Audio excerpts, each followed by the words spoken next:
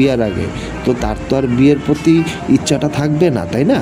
তো যাই হোক, তো একটা ছেলে যখন এই সব কিছুর মজাটা পাওয়া যায় বিয়ার আগেই, তখন তোমার সাথে কিন্তু রিলেশনটা রাখবে না, ঠিক আছে?